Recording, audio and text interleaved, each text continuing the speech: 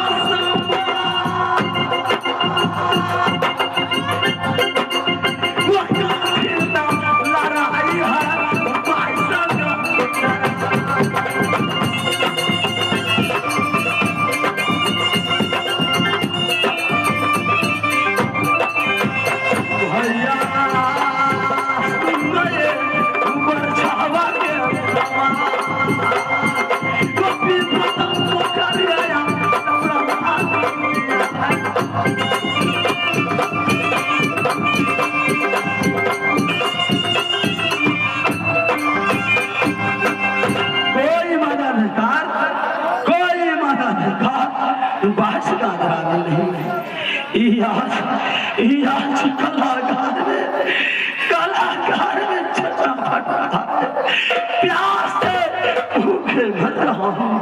कोई इस कलाकार में मददगार नहीं है। किसे कहूँ, कौन मेरा अर्थ सुनेगा, कौन मेरा फरियाद सुनेगा। याद आया, याद आया, जिस समय मैया दुर्गा की मंदिर में गया, मैया जोगी रूप धारण बनाई। मैया मुझसे बोली कि बेटा उड़ल समय पड़े, संकट पड़े तो मेरे नाम को सुमिरन कर लेना, मैं जरूर पहुंचूंगी, मैं जरूर पहुंचूंगी। हे मैया दुर्गा, हे मैया दुर्गा, हे मैया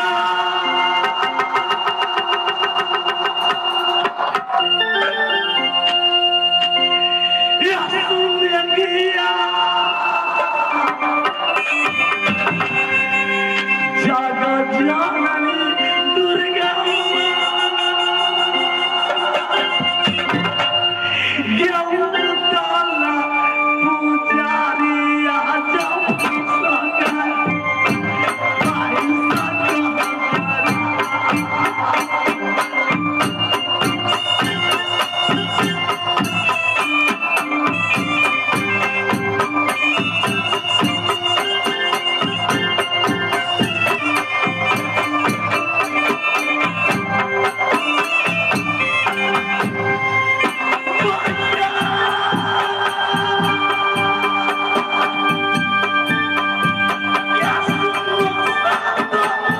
भाई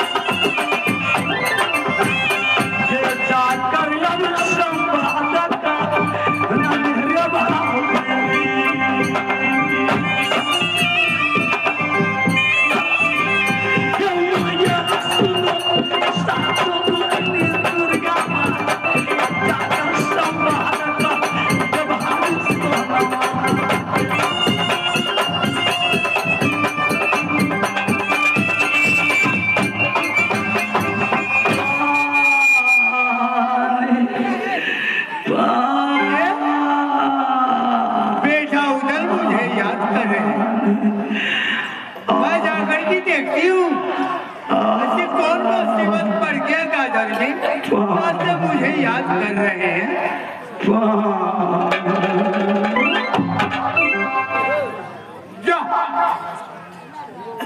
और सिंह वीर सिंह बुढ़ा मदन सिंह दलदल में फंसा करके उल्टा चाप चढ़ा करके और जलकार में रख दिया।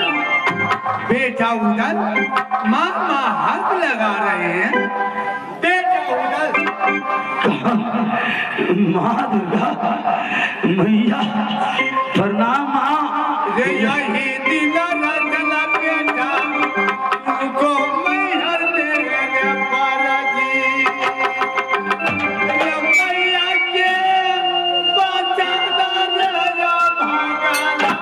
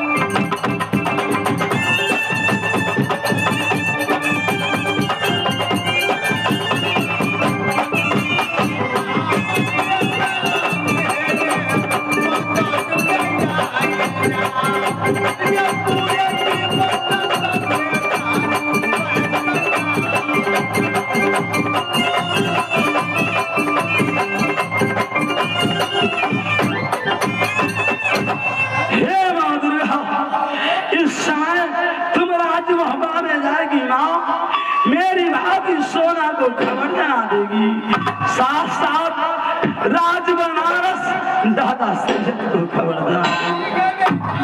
तुम चिंता मत करो, मैं जा रही हूँ मोहब्बत से बनारस चली जाऊँ। मैं राज मोहब्बत जाऊँ नहीं, न बनारस में जाऊंगी। जिसके साथ मैं बचल बधू उसी के पास में जा रही हूँ, तिलका के पास।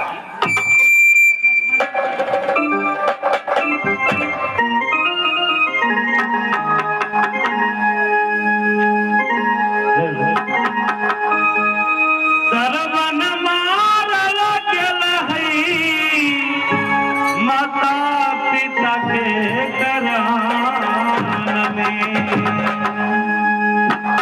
ओ सरवन मारल गेल हई माता पिता के करान में, सागर जल भरान में ना।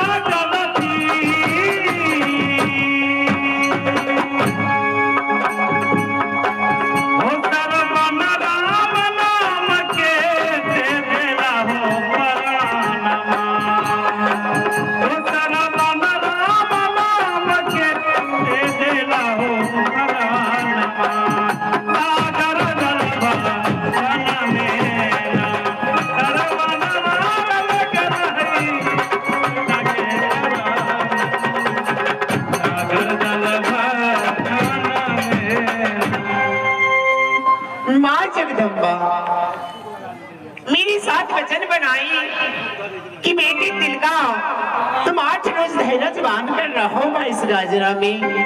जिस पुरुष पे तुम परम ठानी हो उसी के साथ बेशक तुम्हारी शादी करवाऊंगी।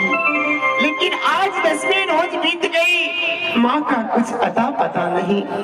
मैं तो समझती थी कि संसार में इंसान ही झूठ बोला करते हैं, लेकिन देवी देवता भी आजकल छल्ली हो गए।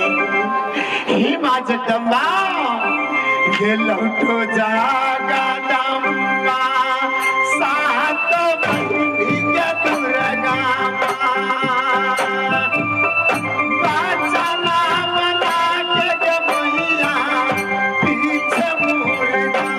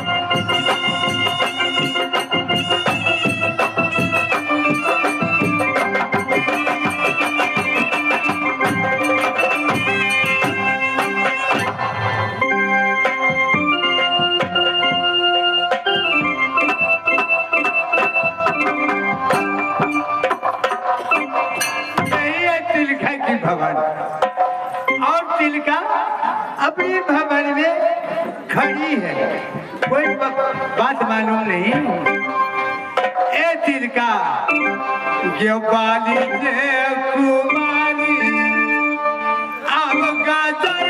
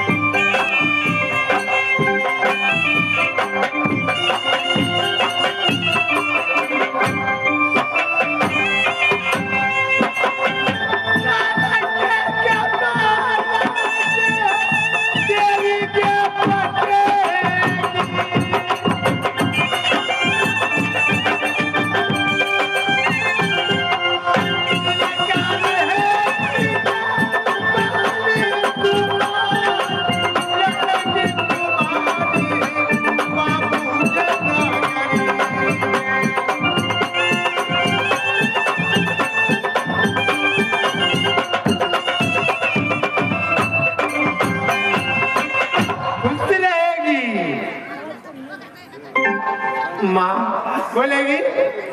क्या देवी देवता भी कभी झूठ बोलते हैं? तूने मेरे साथ वचन बनाकर जो गई, अब तक तेरा कुछ अता पता नहीं। क्या यही वचन का पालन की है तू कि बेटी धैर्य बांध के रहो 22 राजरा में, उसी पुरुष से तुम्हारी शादी करवाऊंगी? यही पालन की है वचन का? अरे पगड़ी तुम्हें मालूम नहीं क्या? जाके पगड़ी है क्या? चूलू बीत गई है क्या? पालन है क्या? हो गई परले हो गए? क्या तेरी अब गाजर में क्या रखनी आगे जाती आगे बीत जा जीत क्या पुरुष पगड़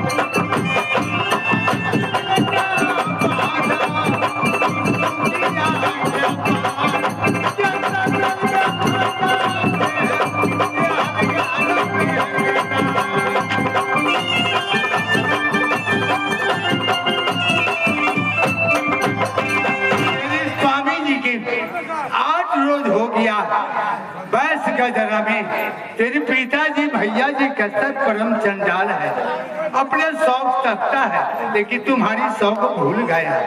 तेरे स्वामी जी के दलदल में फंसा करके चाप चला के ऊंचा बांध बांध करके जलगार में रख दिया है। मिर्चाई और पत्थर के धुकन दे रहा है। तेरे स्वामी जी के प्राण नहीं बचेंगे।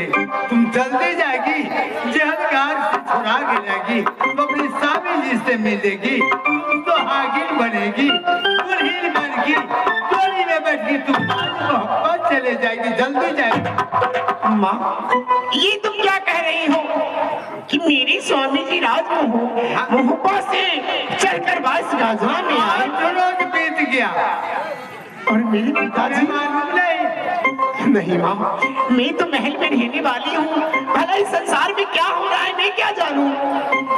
माँ अगर ये बात सच है तो मैं अवश्य जिहल घर में जाकर अपने स्वामी को बचाकर अवश्य लाऊंगी।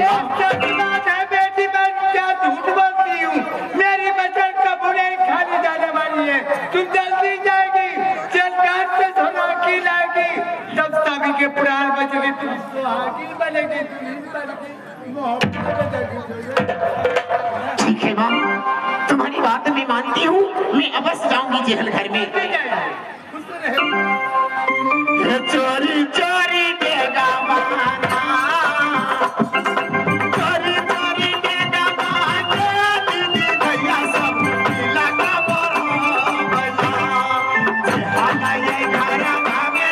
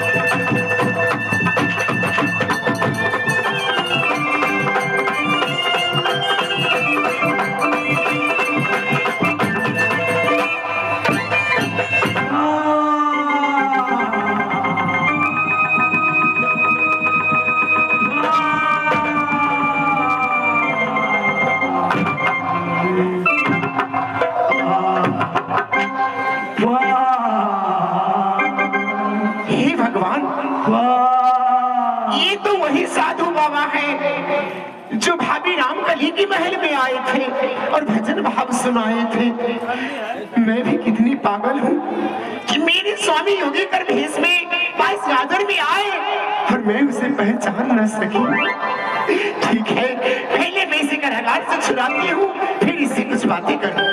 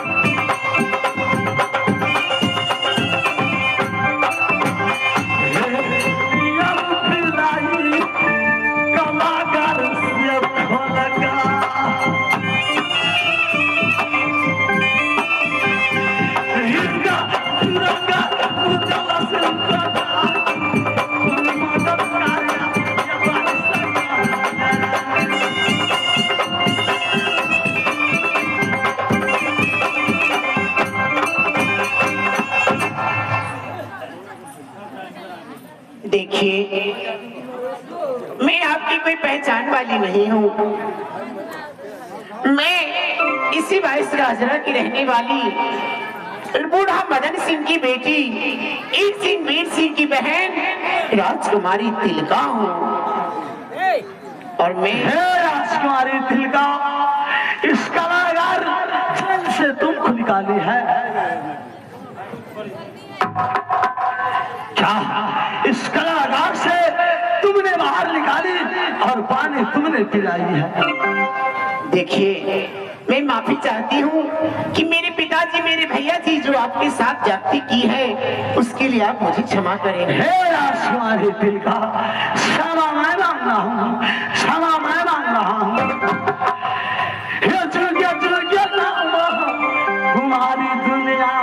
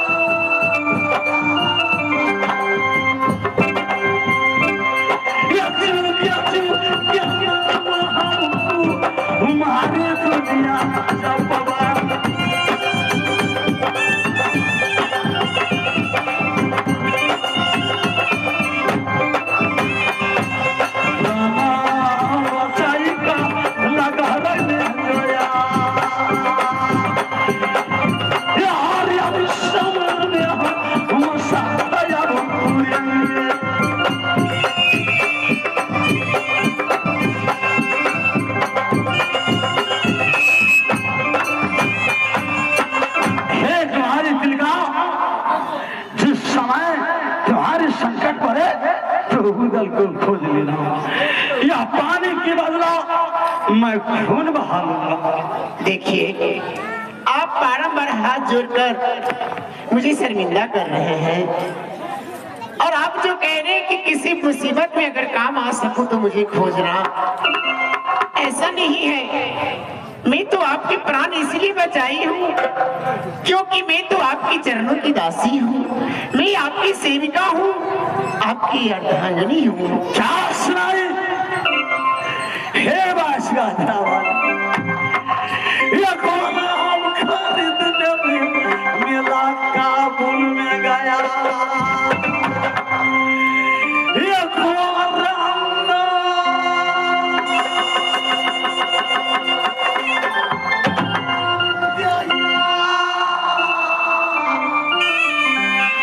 मेला काबुला क्या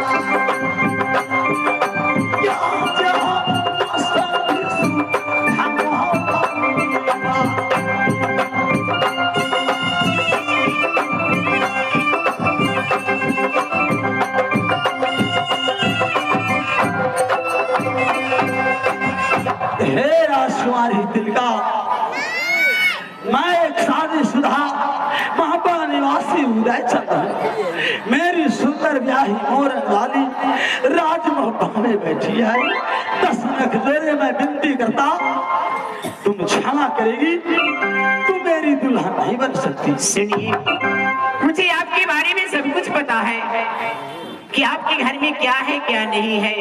मैं पहले से जानती हूँ कि आप शादीशुदा है, फिर भी मैं एक हिंदुस्तानी लड़की हूँ और हमारे हिंदुस्तान में, हिंदू समाज में जो स्त्री किसी पुरुष को एक बार तन मन धन से पति मान ले, उसी के साथ जिंदगी बिताना चाहेगी। लेकिन रही बात आपकी, तो जिस दिन मैं जन्म ली 22 गाजरा के अंदर, उसी दिन में परम ठानी कि जब मेरी शादी होगी तो राज मोहब्बा में, जब मेरी मांग में सिंदूर पड़ेगी कि आपके नाम की। इसलिए कृपया करके आप मुझे अपना लीजिए, बस दिल के किसी कोने में मुझे थोड़ी सी जगह मिल जाए, मैं आपके साथ जिंदगी बिताना चाहूंगी। स्वामी जी, बड़ी आस भरी तमन्ना लेकर बरसों से आपका इंतजार करती रही इस 22 गाजरा में। वो तो माता जगदम्बा की कृपा हुई कि मुझे आपसे मुलाकात हुई, नहीं तो वरना आपके लिए